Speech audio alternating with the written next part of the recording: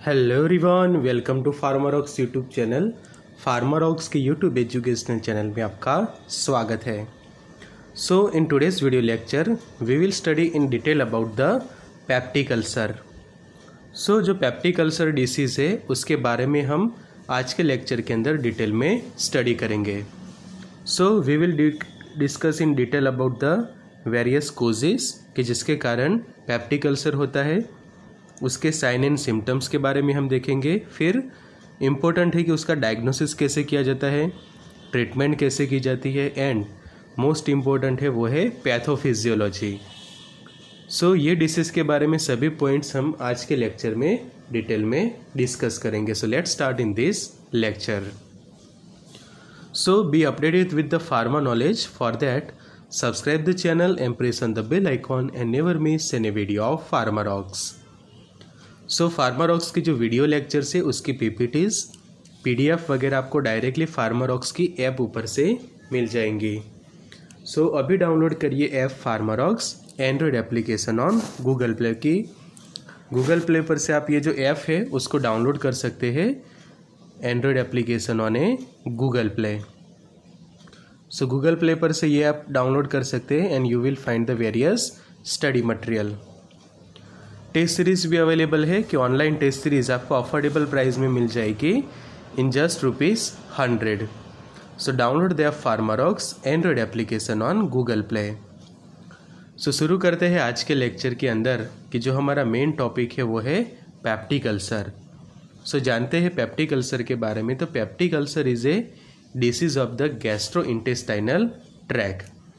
तो सबसे पहले आपको पता होना चाहिए regarding the location of the disease कि डिसीज का लोकेशन कहाँ पे है। तो पेप्टिक अल्सर जो है वो कहाँ पे होता है हमारे बॉडी के अंदर, तो गैस्ट्रोइंटेस्टाइनल ट्रैक की जो जीआई ट्रैक है हमारा उसके रिलेटेड ये डिसीज़ है। और स्पेशली ये जो पेप्टिक अल्सर जो फॉर्म होता है कि यहाँ पे हम देख सकते हैं कि स्टमक के पोर्शन में होता है एंड जो पाइलोरिक कैनल है वहाँ पे ये पेप्टिक अल्सर जो है वो फॉर्म होता है। तो उसके रीजंस वगैरह हम जानते हैं कि peptic ulcer disease is a break in the inner lining of the stomach कि जो स्टमक का ये जो हम यहाँ पे देख सकते हैं वो कह सकते हैं हम आउटर लाइनिंग कि जो आउटर साइड है। और यहाँ पे ये जो रेड कलर का जो पोर्शन दिखाया है वो है इनर लाइनिंग।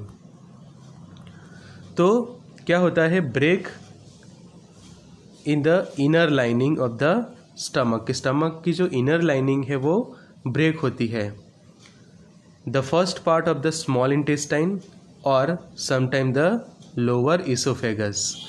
क्या लिखा है कि first part of small intestine कि यहाँ से फिर स्मॉल इंटेस्टाइन वगैरह स्टार्ट होगा। तो ये पोर्शन में या फिर जो लोअर इसोफेगस का जो पोर्शन है कि यहाँ से इसोफेगस कंप्लीट होती है और यहाँ पे हम समझो कि लोअर पार्ट भी कह सकते हैं इसोफेगस का। तो वहाँ पे या फिर ये नीचे के जो स्टार्टिंग पॉइंट है ऑफ स्मॉल इंटेस्टाइन, तो यहाँ पे जो है वो अल्सर फॉर्म हो सकता है जिसको हम पेप्टिक अल्सर कहते हैं। So ulcer occurs when stomach acid damage the lining of the digestive track and cause the peptic ulcer. So ये है उसका रीज़न कि क्या होता है कि यहाँ पे क्या है हमारा स्टमक एसिड प्रेजेंट है, अंदर की ओर स्टमक के अंदर प्रेजेंट होता है एसिड कि जो स्टमक एसिड क्या करता है, जो इनर लाइनिंग्स होती है उसको डैमेज करता है एंड जिसके कारण वहाँ पे फॉर्म होता है अल्सर।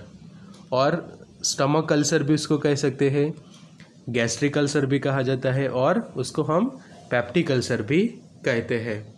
तो स्पेशली जो गैस्ट्रोइंटेस्टाइनल हमारा ट्रैक है, जीआई ट्रैक जिसको हम कहते हैं, उसके रिलेटेड ये डिसीज़ है और जिसको पेप्टिक अल्सर डिसीज़ पीयूडी कहा जाता है। और उसमें इनर लाइनिंग स्पेशली ब्रेक होती है ऑफ ए स्टमक। फिर स्टमक का ये अपर पार्ट हो या फिर उसका एंडिंग का पार्ट हो या फिर उसका मिडल पोर्शन, किसी भी तरह से स्टमक की जो इनर लाइनिंग है वो डैमेज होती है और जिस वहाँ पे फॉर्म होता है फिर अल्सर।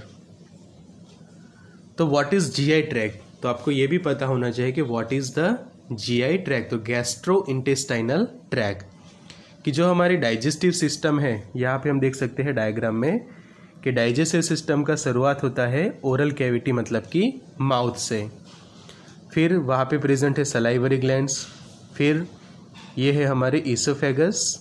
ईसोफेगस जो है वो फिर नीचे खुलेगी स्टमक के अंदर। स्टमक के पास पैंक्रियाज प्रेजेंट है, यहाँ पे लीवर, गैल ब्लेडर वगैरह प्रेजेंट है। फिर small intestine, large intestine, rectum और एनस, और यहाँ पे है अपेंडिक्स। तो ये होगा हमारा जीआई ट्रैक। तो जीआई ट्रैक रिलेटेड जो डिसीज है हमारे पेप्टिक अल्सर, तो GI tract is a series of hollow organs join in a long twisting tube from the mouth to the anus, कि माउथ से शुरुआत होता है और उसका जो एंडिंग होता है in a anus. Start point है हमारा माउथ, एंड पॉइंट है anus. The hollow organs make the GI tract are the mouth, सबसे स्टार्टिंग में माउथ, उसके बाद ईसोफेगस, फिर आएगा हमारा स्टमक, स्टमक के बाद स्मॉल इंटेस्टाइन है, फिर लार्ज इंटेस्टाइन एंड एनस। तो जो पेप्टिक अल्सर फॉर्म होता है ये स्टमक का जो पोर्शन है, तो स्टमक के ऊपर है ये ईसोफेगस, तो ईसोफेगस का lower portion, lower of oesophagus, कि जो हमारी ईसोफेगस है उसका लोअर पोर्शन, और स्टार्टिंग पॉइंट कह सकते हैं हम, या फिर स्टार्टिंग पॉइंट जो हम कह सकते हैं ऑफ ए स्मॉल इंटेस्टाइन। तो यहाँ पे फॉर्म होता है पेप्टिक अल्सर, और ये स्टमक तो है ही बीच में, तो स्टमक का पूरा portion plus lower esophagus as well as starting point of small intestine भी वो कवर कर लेता है, कि जहाँ तक ये गैस्ट्रिक फ्लूइड या फिर जो स्टमक एसिड पहुँच सकता है वहाँ पे ये डैमेज करता है। The liver, pancreas and gall bladder are the solid organs of the digestive system. को ये एमसीक्यू के लिए भी आपके लिए इंपॉर्टेंट पॉइंट है कि which of the followings are the solid organs.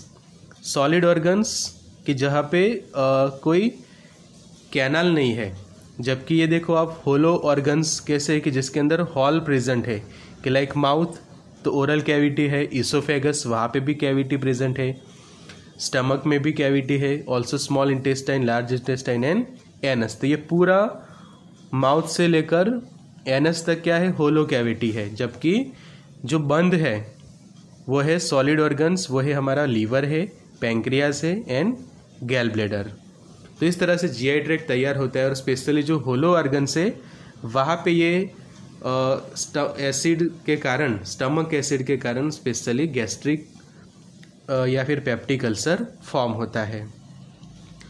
सो इस तरह से होता है म्यूकस एपिथेलियम, कि जो हमने इनर लेयर की जो बात की कि अंदर का जो लेयर है, कि कोई भी ऑर्गन है तो ऑर्गन के बाहर का लेयर है उसको हम कहते हैं आउटर लेयर, और अंदर का जो लेयर है वो है इनर लेयर। तो इनर लेयर में स्पेशली क्या है, म्यूकस एपिथेलियम। म्यूकस एपिथेलियम जो है वो वहाँ पे प्रेजेंट है, और वहाँ पे एपिथेलियम सेल्स प्रेजेंट होते हैं।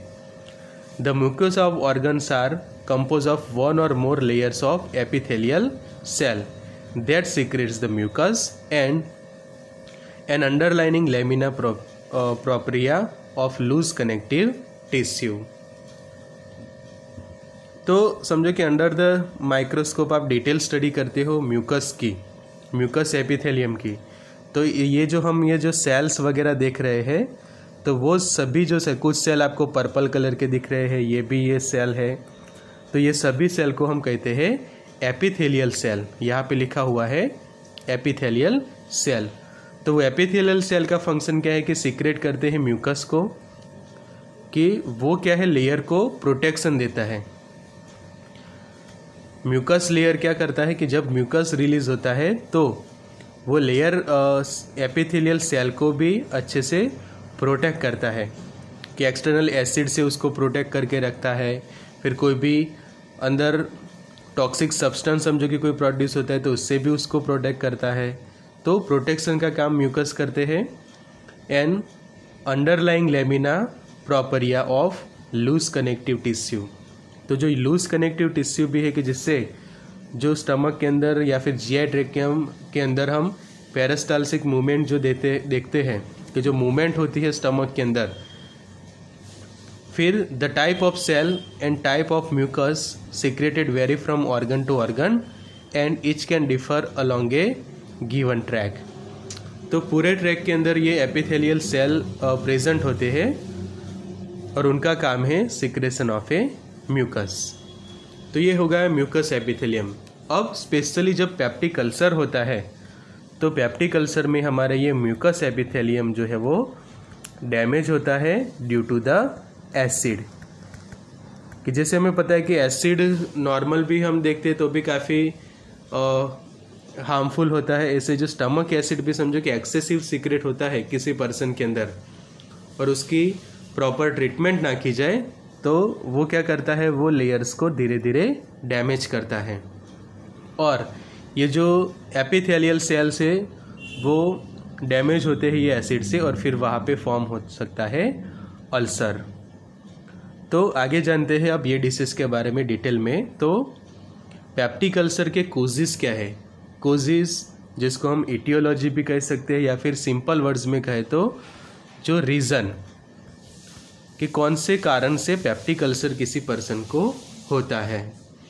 तो उसके लिए जो मेन फैक्टर है वो है बैक्टीरियम हेलिकोबैक्टर पाइलोरी।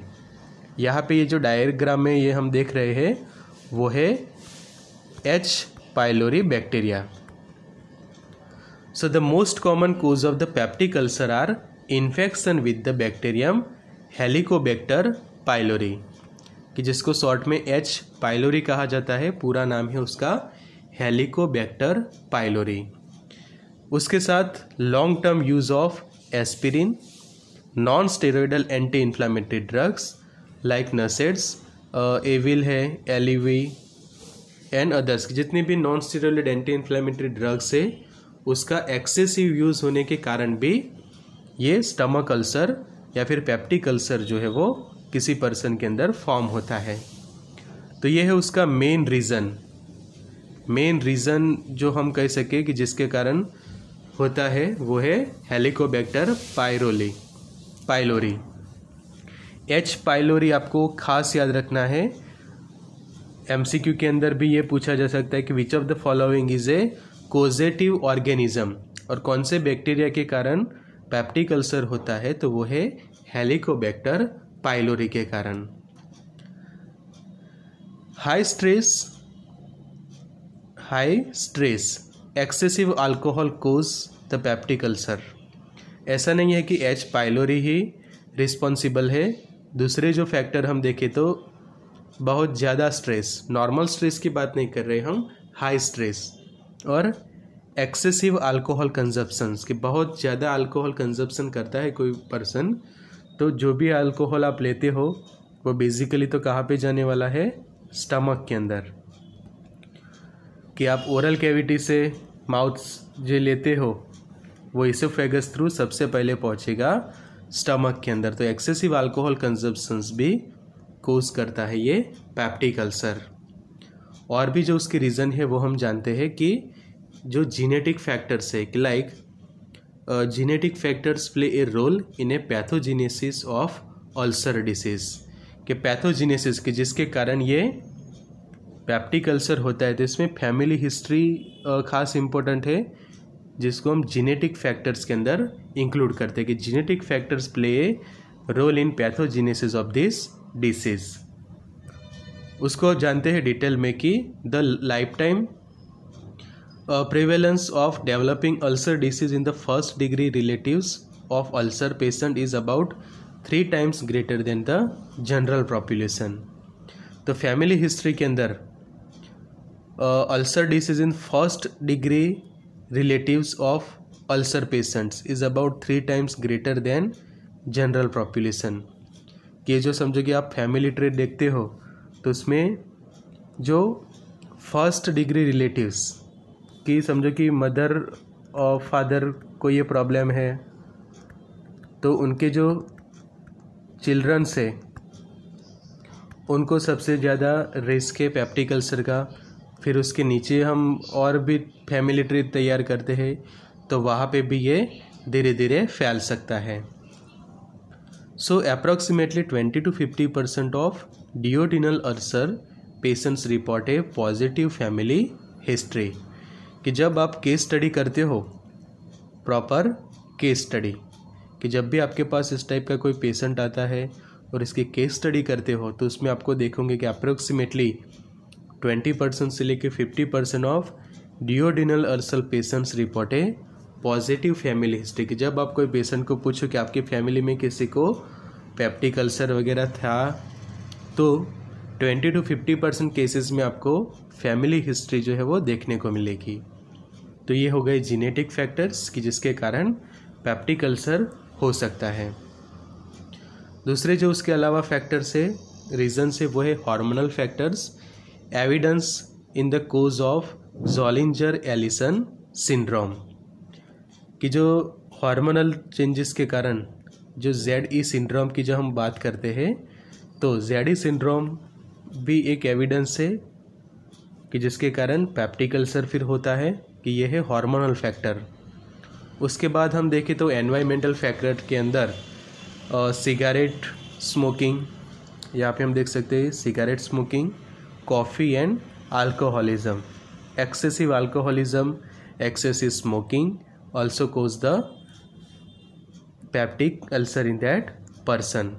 फिर कॉफ़ी वो भी एक्सेसिव ली जाती है तो भी हो सकता है। Then emotional stress, evidence with duodenal ulcer and associated disease like किसी को क्रोनिक ब्रोंकाइटिस है, एम्फेसेमा है, लीवर साइरोसिस है या फिर रीनल फेल्यूर है।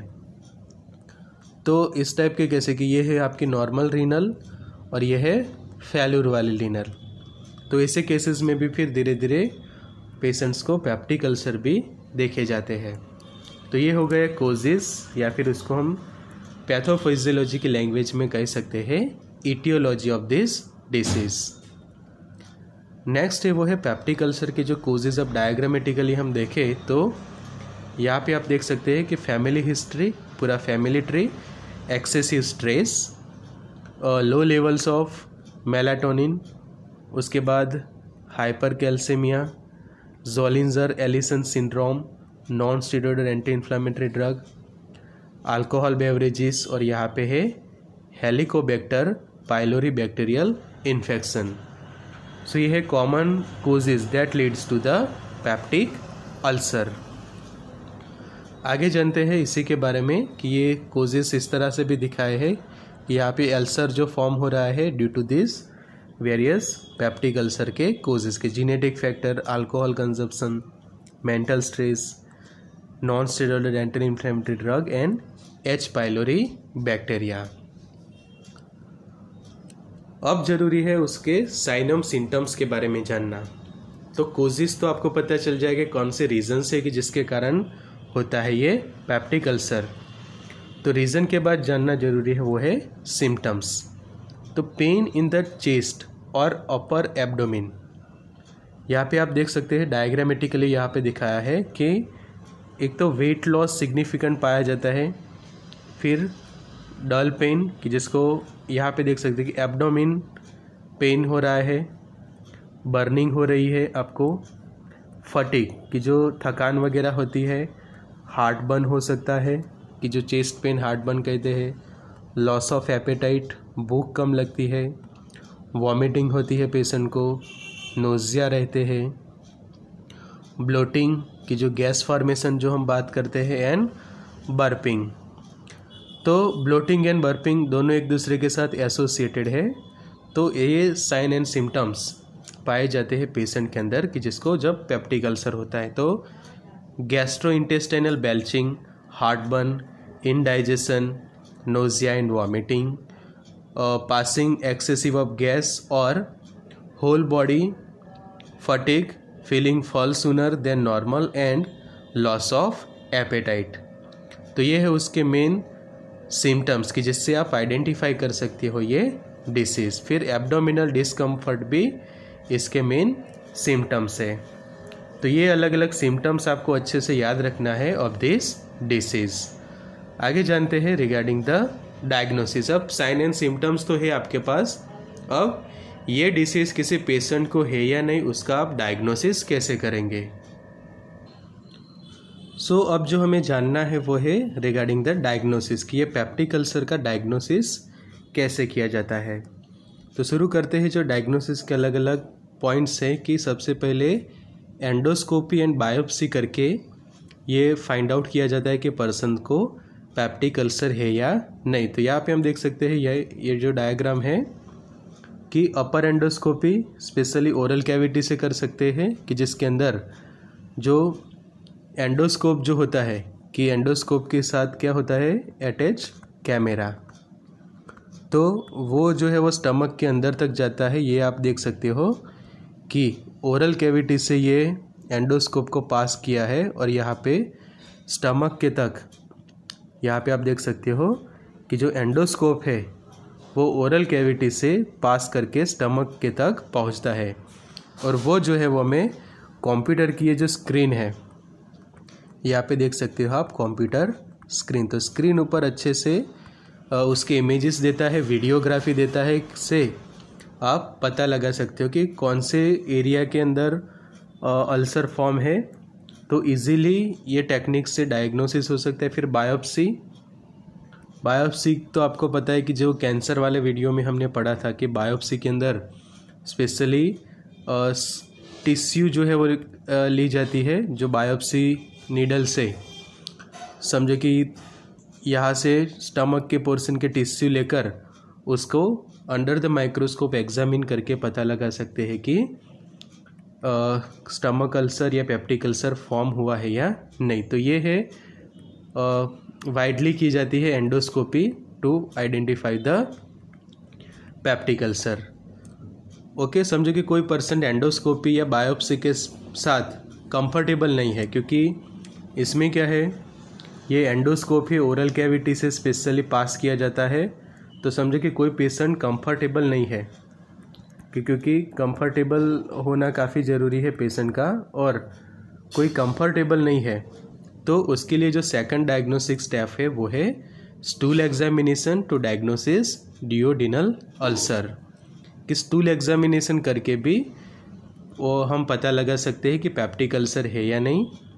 उसके बाद blood examination for peptic ulcer, then urea breath test ये एक परफॉर्म की जाती है, upper GI barium study and after that CT scan.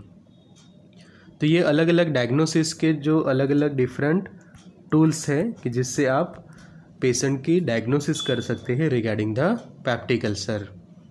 तो जो बेस्ट रिजल्ट देते हैं वो है एंडोस्कोपी एंड बायोप्सी, और उसमें भी एंडोस्कोपी में तो डायरेक्टली आपको इमेजेस देखने को मिलते हैं कि जब ये कैमरा अंदर इंसर्ट होता है थ्रू एंडोस्कोप। बट कोई पेशेंट वहाँ पे कंफर्टेबल नहीं है तो आप सीटी स्कैन उसका कर सकते हो, फिर स्टूल एग्जामिनेशन कर सकते हो डायग्नोसिस स्पेशली डियोडिनल अल्सर के लिए, ब्लड एग्जामिनेशन भी हो सकता है एंड यूरिया ब्रेथ टेस्ट। तो ये है मेन पैरामीटर्स कि जिससे पेशेंट की आप डायग्नोसिस कर सकते हो ऑफ ए पेप्टिक अल्सर। अब जानना है उसकी पैथोजेनेसिस के, उसके जो मेन पैथोजेनेसिस क्या है ऑफ दिस डिसीज। तो यहाँ पे लिखा है ASA एंड नसेट्स। ASA मतलब एसिटाइल सैलिसिलिक एसिड की जो एस्पिरिन है। फिर बैक्टीरिया के अंदर H pylori, Helicobacter pylori, hyper secretory status कि जब आपका जो स्टमक एसिड है, स्टमक एसिड एक्सेसिव सिक्रेट हो रहा है, स्टमक एसिड का जो सिक्रेशन है वो बहुत ही ज़्यादा है कि लाइक एसिड एंड पेप्सिन बहुत ज़्यादा रिलीज़ हो रहे हैं एक्सेसिव अमाउंट में, तो वो भी अल्सरेशन कोज कर सकते हैं। फिर alteration in mucosal defence mechanism due to this medicines like acetylsalicylic acid and NSAIDs, तो वो भी फिर आपको फॉर्म कर सकता है पेप्टिक अल्सर। नेक्स्ट है वो है NSAIDs non steroid anti inflammatory drugs, Helicobacter pylori and excessive acid. तो ये जो हम मेन 4 पॉइंट कह सकते हैं कि फर्स्ट पॉइंट आपका एसिटाइल सैलिसिलिक एसिड की जो एस्पिरिन के कारण, सेकंड है non steroid anti inflammatory drug उसके कारण, थर्ड आपका जो है पैथोजिनेसिस के लिए responsible bacteria Helicobacter pylori, and number 4 excessive acid. तो ये अलग अलग रीजंस के कारण लास्ट में एक्सेसिव एसिड फॉर्म हो रहा है, और साथ में जो डिफेंस मैकेनिज्म है म्यूकोजल मेम्ब्रेन की, तो वो भी समझो कि चेंज हो जाती है, तो जिसके कारण अल्सर फॉर्म होता है। बिकॉज हमारे नॉर्मल स्टमक के अंदर, जो नॉर्मल स्टमक है वहाँ पे एसिड तो फॉर्म हो ही रहा है, सभी पर्सन के अंदर ये नॉर्मल है, बट साथ में डिफेंस मैकेनिज्म भी है कि जब भी पर्सन कोई हेल्दी होता है तो डिफेंस मैकेनिज्म के कारण जो म्यूकस है वो साथों साथ रिपेयर भी होता है। कि समझो कि कोई बार आपको ज़्यादा एक्सेसिव एसिड रिलीज़ हो गया है तो सामने ये म्यूकस मेम्ब्रेन की जो डिफेंस मैकेनिज्म है उससे वो रिपेयर भी हो जाता है, तो फिर अल्सर होने के कोई चांसेस नहीं है। बट जब ये डिफेंस सिस्टम में भी अल्टरेशन हो जाता है, चेंजेस हो जाते हैं, और साथ में एसिड भी एक्सेसिव सीक्रेट हो रहा है, तो रिजल्टिंग वहाँ पे फिर फॉर्म हो जाता है ये अल्सर। तो ये है simple pathogenesis of this disease, और इसको जानते हैं अब डिटेल में। तो peptic ulcer are defects in gastric और duodenal mucosa that extend through the muscularis mucosa. तो आप यहाँ पे देख सकते हैं ये वाला जो है वो है हमारा आउटर लेयर स्टमक का, और ये जो रेड जो आपको दिख रहा है वो है उसका इनर लाइनिंग। तो इनर लाइनिंग का ये जो म्यूकोसा है, ये वाला पार्ट है वो भी नॉर्मल है, ये वाला पार्ट भी नॉर्मल है, बट आप यहाँ पे देख सकते हैं ये जो पार्ट, तो ये जो फॉर्म हुआ है वो है अल्सर। कि एक्सेसिव समझो कि एसिड यहाँ पे सीक्रेट हो ही रहा है, एसिड जो है वो एक्सेसिवली सीक्रेट हो रहा है, प्लस डिफेंस जो है उसका डिफेंस सिस्टम जो रिपेयर होने की है वो डिक्रीज हो रही है। तो फिर क्या होगा, ये जो नॉर्मल कंडीशन में से चेंज होके यहाँ पे फॉर्म हो रहा है ये एसिड। तो ये है पैथोजेनेसिस ऑफ दिस अल्सर। तो ये डायग्राम आप इजीली समझ सकते हैं रिगार्डिंग पेप्टिक अल्सर। तो ये आपको देखना है कि ये जो डैमेज है, सिंपल आपको दिख रहा है, ये जो डैमेज उसको हम कह सकते हैं पेप्टिक अल्सर। यहाँ पे होता है तो उसको आप पेप्टिक अल्सर या गैस्ट्रिक अल्सर कह सकते हैं। और समझो कि ये डिओडिनम के पार्ट में होता है तो उसको डिओडिनम अल्सर कहेंगे। तो ये दो मेन आपको ध्यान रखना है। Next, the epithelial cells of the stomach and duodenum secretes the mucus in response to irritation of the epithelial lining as a result of cholinergic stimulation। cholinergic stimulation कि जब एक्सेसिव एसिड सीक्रेट होता है, increase in acid secretion, तो cholinergic secretions के कारण हमें पता चलता है ब्रेन को और हमारे जो सेंट्रल नर्वस सिस्टम को पता चलता है कि स्टमक के एरिया के अंदर एक्सेसिव एसिड जो है वो सीक्रेट हो रहा है। तो हमारी बॉडी की जो ऐसे सिस्टम होती है कि प्रॉपर सभी के सामने क्या प्रोवाइड करते हैं, डिफेंस। तो क्या होगा कि the epithelial cell of the stomach and duodenum secrete the mucus in response to irritation of the epithelial lining. कि जब एक्सेसिव एसिड के कारण जो एपिथेलियल की जो ये हम लाइनिंग देख रहे हैं उसको क्या होगा, फिर इरिटेशन होगा, और वो इरिटेशन को फर्दर क्योर करने के लिए ज़रूरी है ये हमारा बॉडी का प्रॉपर डिफेंस। और उसके तौर पे ये म्यूकस जो है वो सीक्रेट होगा, और वो कौन सीक्रेट करेगा, तो एपिथेलियल सेल के जो आगे हमने शुरुआत में ही देखा कि epithelial cell of stomach and duodenum क्या करते हैं, म्यूकस को सीक्रेट करते हैं। और ये म्यूकस क्या करता है, जो एसिड है उसके साथ मिक्सअप होके या फिर यहाँ पे एक अपना प्रोटेक्टिव लेयर बना के इसका इरिटेशन जो है वो डिक्रीज करेगा। बट जब ये डिफेंस सिस्टम में चेंजेस हो जाते हैं तब ये प्रोसेस नहीं होती। और यहाँ पे हम देख सकते हैं कि जो एंडोस्कोपी इमेज यहाँ पे हम देख सकते हैं, एंडोस्कोपी इमेज है यहाँ। तो एंडोस्कोपी इमेज में आप देख सकते हैं ये इनर लाइनिंग के अंदर फॉर्म हो गया है ये अल्सर। तो ये है पेप्टिक अल्सर की pathogenesis. So due to the increased gastric juice secretion plus rapid emptying of stomach into duodenum, increase in gastric juice secretion और साथ में rapid emptying of stomach acid into duodenum. Next, increase vagus nerve stimulation, increase number of parietal cell as thin patient, increase the hormonal stimulation, Zollinger-Ellison syndrome, gastrinoma and gastrin, and increase the responsiveness of parietal cell to secretory stimuli. तो आगे जो हमने point देखे वही है कि stomach acid secrete हो रहा है, वेगस नर्व का स्टिम्युलेशन इंक्रीज हो रहा है, Zollinger-Ellison सिंड्रोम है, और responsiveness of parietal cell to secretory stimuli की जो रिस्पॉन्सिवनेस हो जाती है, चेंजेस हो जाते हैं पेरिएटल सेल के जो एपिथेलियल सेल में सेक्रेटरी, ये पेरिएटल सेल जो म्यूकस को सिक्रेट करते हैं वो हो रहा है फिर डिक्रीज। तो ये है reasons of peptic ulcer. So the peptic ulcer are the area of degeneration and necrosis of gastrointestinal mucosa exposed to acid peptic secretion। तो ये है आपके लिए अब मेन पॉइंट पैथोजेनेसिस की, कि जो आप एग्जाम्स के अंदर डिटेल में एक्सप्लेनेशन के तौर पे, कि जब आप डिटेल में एक्सप्लेनेशन लिखोगे एग्जाम के अंदर तो उसमें ये पॉइंट आप लिख सकते हैं। तो ये एक वर्ड खास इंपॉर्टेंट है आपके लिए, necrosis. Peptic ulcer are the area of degeneration and necrosis of gastrointestinal mucosa exposed to acid peptic secretion। तो अब जरूरी है जानना कि नेक्रोसिस क्या है।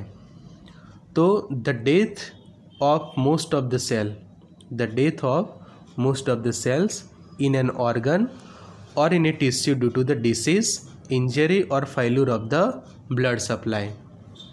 तो नेक्रोसिस होती है कहाँ पे?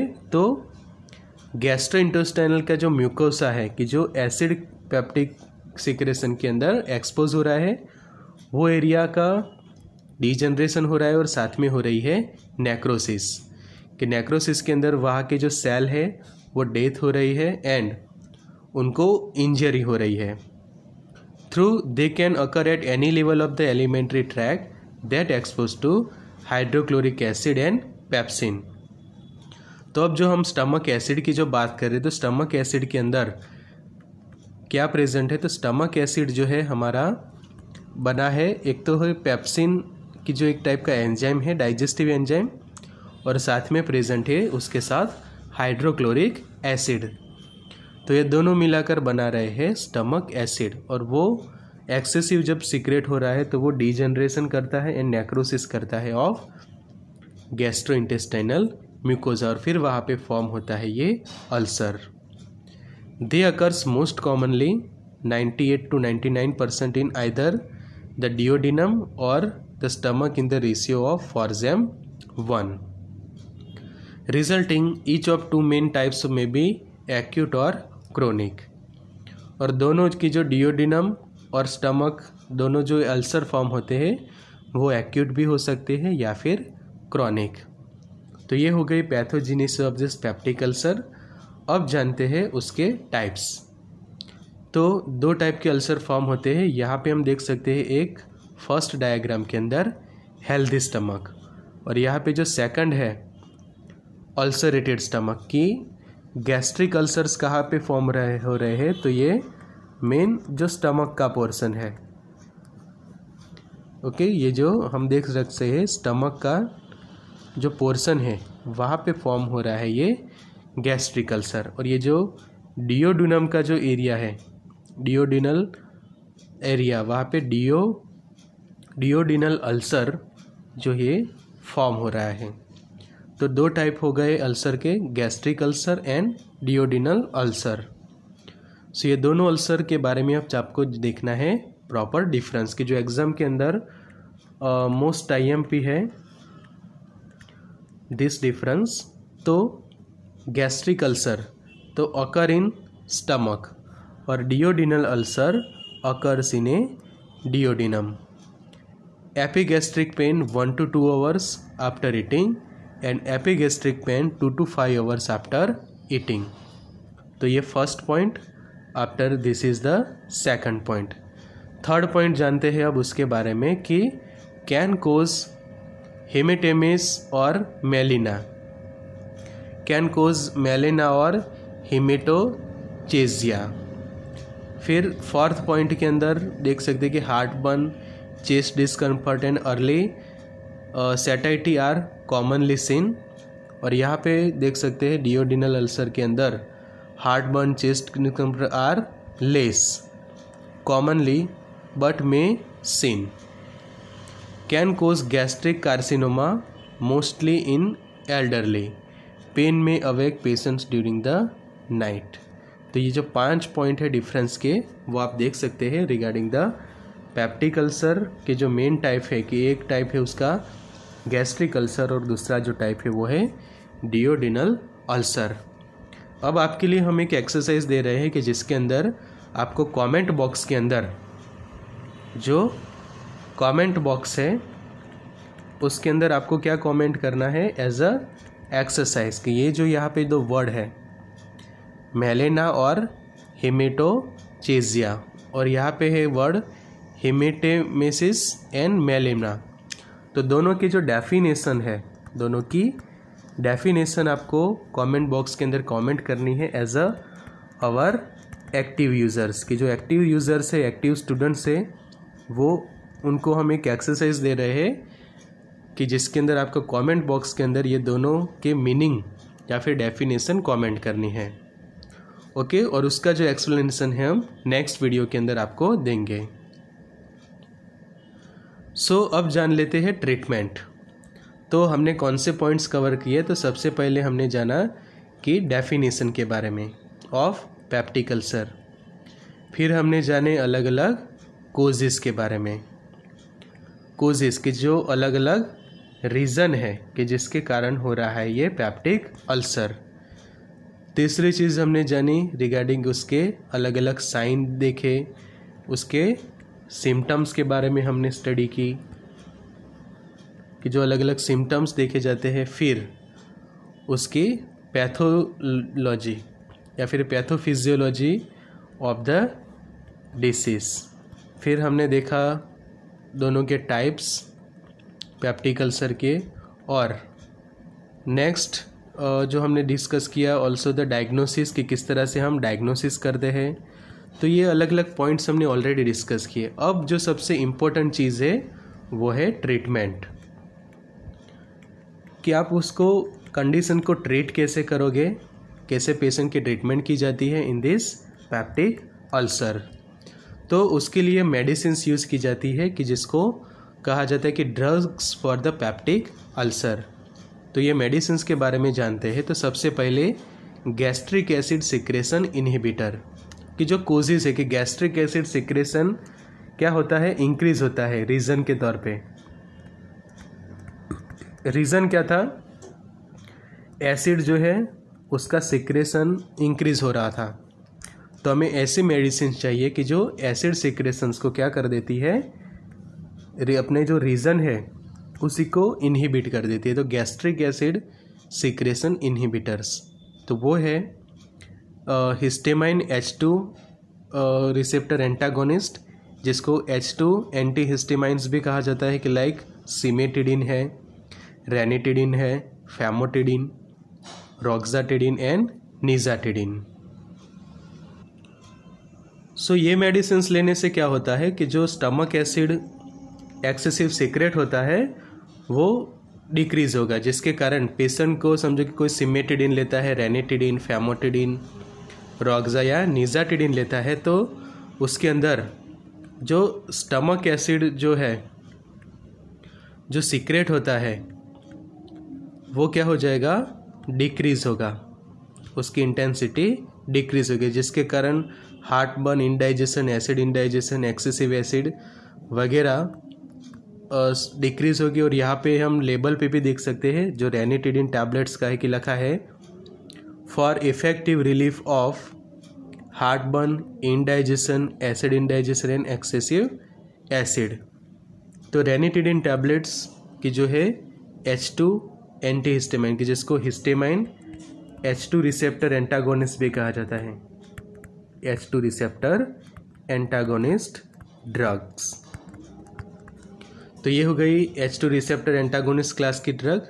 सेकंड है वो है gastric acid secretion inhibitors, gastric acid secretion inhibitors की, जिसके अंदर प्रोटॉन पंप इनहिबिटर्स की ओमिप्राजोल है, एसोमिप्राजोल, लेंसोप्राजोल, पेंटोप्राजोल वगैरह ड्रग्स। फिर पेंटोप्राजोल, रेबिप्राजोल एंड डेक्स्ट्राबिप्राजोल कि यहाँ पे देख सकते हैं कि सभी के पीछे ये है प्राजोल। ओके, कोई भी क्लास देख लो आप पीपीआई की, प्रोटॉन पंप इनहिबिटर को पीपीआई कहा जाता है, पीपीआईस, प्रोटॉन पंप इनहिबिटर्स। तो ये क्या करते हैं कि PPI turn off proton pumps and reduce the acid, कि जो प्रोटॉन पंप्स होते हैं कि जो क्या करते हैं, एसिड को सीक्रेट करवाते हैं। तो acid produce by the proton pump, तो उसको क्या करते हैं कि पीपीआई प्रोटॉन पंप को इनहिबिट कर देते हैं, जिसके कारण जो एसिड जो है वो कम सीक्रेट होगा, it will decrease the secretion of acid, acid का जो सीक्रेशन है वो डिक्रीज करेगा, और जिसके कारण पेशेंट को हो रिलीफ मिलेगी फ्रॉम द पेप्टिक अल्सर। कि ओमिप्राजोल, एसोमोप्राजोल, लेंसोप्राजोल, रेबिप्राजोल, ये सभी प्राजोल्स वाली ड्रग आपको अच्छे से याद रखनी है। थर्ड जो उसकी ट्रीटमेंट की ट्रिक है वो है एंटीकोलिनर्जिक्स मेडिसिन को यूज़ करना, कि आप यहाँ पे देख सकते हो पायरेंजेपाइन है, प्रोपेंथेलाइन एंड ऑक्सीफिनोनियम, वो मेडिसिन को आप एंटीकोलिनर्जिक्स के तौर पे यूज़ करते हैं। फिर प्रोस्टाग्लैंडिन एनालॉग की जो मिसोप्रोस्टोल, यहाँ पे आप देख सकते हैं मिसोप्रोस्टोल की जो सिप्ला की प्रोडक्ट है, 200 माइक्रोग्राम की जो उसकी स्ट्रेंथ है, वो टैबलेट से भी आप गैस्ट्रिक एसिड सिक्रेशंस को इनहिबिट कर सकते हैं। उसके बाद नेक्स्ट कि गैस्ट्रिक एसिड न्यूट्रलाइजर्स। स्टेप 1 में हमने क्या किया, सिक्रेशन को इनहिबिट करे ऐसी मेडिसिन दी कि अब सिक्रेशन कम हो रहा है, बट अब जरूरी है जो ऑलरेडी एसिड जो प्रेजेंट है उसको करना न्यूट्रलाइज। तो गैस्ट्रिक एसिड को न्यूट्रलाइज करने के लिए हम एंटासिड्स देंगे, तो जिसके अंदर सिस्टेमिक एंटासिड्स के अंदर sodium bicarbonate and sodium citrate, कि स्पेशली जो इनो पाउडर होता है, कि जो एफरवेसेंट ग्रैन्यूल्स जो हम कहते हैं containing sodium bicarbonate, sodium citrate, उसके साथ साइट्रिक एसिड, टार्टरिक एसिड भी होता है, तो इनो है। फिर दूसरी एक प्रोडक्ट है सोडा जी, तो वगैरह यूज़ किए जाते हैं as a systematically sodium bicarbonate containing antacids की जो गैस्ट्रिक एसिड को न्यूट्रलाइज करते हैं। उसके अलावा जो नेक्स्ट है नॉन सिस्टेमिक के अंदर magnesium hydroxide, magnesium trisilicate, aluminium hydroxide gel और मागाल्ड्रेट और कैल्शियम कार्बोनेट के अलग अलग जो सस्पेंशंस आते हैं, कि ये यहाँ पे हम देख सकते हैं कि मागाल्ड्रेट सिमेथिकॉन सस्पेंशन है। फिर आपने famous milk of magnesium, magnesium hydroxide का जो मिक्सचर जिसको हम कहते हैं मिल्क ऑफ मैग्नीशिया, तो जो मिल्क ऑफ मैग्नीशिया है वो भी एक फेमस प्रोडक्ट है कि जो एंटासिड के तौर पे काम करती है। तो magnesium trisilicate, aluminium hydroxide gel भी, तो यहाँ पे देख सकते हैं ये बॉटल के ऊपर स्टमक की डायग्राम ऑलरेडी ड्रॉ की हुई है, तो ये है गैस्ट्रिक एसिड न्यूट्रलाइजर्स। नेक्स्ट है अल्सर प्रोटेक्टिव्स, जिसके अंदर सुक्राल्फेट, कॉलोइडल बिस्मथ, सबसाइट्रेट। तो CBS की ये टैबलेट्स आती है एंड सुक्राल्फेट की जिसकी सिरप आते हैं, यहाँ पे हम देख सकते हैं सस्पेंशन होता है सुक्राल्फेट का, कि जो अल्सर प्रोटेक्टिव कि अल्सर के आसपास अपना प्रोटेक्टिव लेयर बना के उसको जो है वो अच्छे से क्योर करता है। तो ये हो गई drugs for the peptic ulcer, ulcer protective. Next है एंटी H पाइलोरी ड्रग्स कि जो हेलिकोबैक्टर पाइलोरी है उसको ट्रीट करेगी। कि समझो कि किसी पेशेंट के अंदर पाया गया है कि H पाइलोरी के कारण ये स्टमक के अंदर H पाइलोरी के कारण हो रहा है, तो उसके अंदर मेट्रोनिडाजोल टैबलेट्स काफ़ी इफेक्टिव रहती है कि जो एबॉट की प्रोडक्ट है, उसके साथ amoxicillin, clarithromycin, metronidazole, tinidazole and tetracycline वगैरह एंटीबायोटिक्स जो है कि एंटी एमोइबिक ड्रग भी कहा जाता है उनको, एंटी एमोइबिक, फिर एंटीबायोटिक्स है ये सब। ओके, तो ये एंटीबायोटिक्स थेरापी की स्पेशली जो H पाइलोरी के सामने इफ़ेक्टिव मेडिसिन से उससे भी आप पेप्टिक अल्सर की ट्रीटमेंट कर सकते हैं। कि ये जो H पाइलोरी ज़्यादा डिसीज़ को हाइपर ना करे, क्रोनिक ना करे, उसके लिए इसको ही किल करने के लिए और स्टमक या हमारा जो GI ट्रैक्ट में से उसको एक्सपेल आउट करने के लिए ये मेडिसिन हम यूज़ करेंगे। तो इस तरह से पेप्टिक अल्सर की ट्रीटमेंट होगी। सो अगर आपको ये वीडियो अच्छा लगता है तो मस्ट शेयर दिस वीडियो, कि जब भी नीचे आपका ये ऑप्शन होता है वीडियो को शेयर करिए, लाइक करिए and also you can do the valuable comments. कि आपके जितने भी अलग अलग व्हाट्सएप ग्रुप्स है, फेसबुक है, मैसेंजर से, टेलीग्राम्स ग्रुप है, व्हाट्सएप बिजनेस ग्रुप्स वगैरह है, तो सभी पे, इंस्टाग्राम, सभी पे आप ये वीडियोस को अपने फ्रेंड्स एंड कलीग्स के साथ शेयर कर सकते हैं। Also you can join our WhatsApp group, for that WhatsApp on 9426180836। Also use the app Pharmarox, subscribe the channel and press on the bell icon and never miss any video of Pharmarox. Also use our app Pharmarox Android application on Google Play.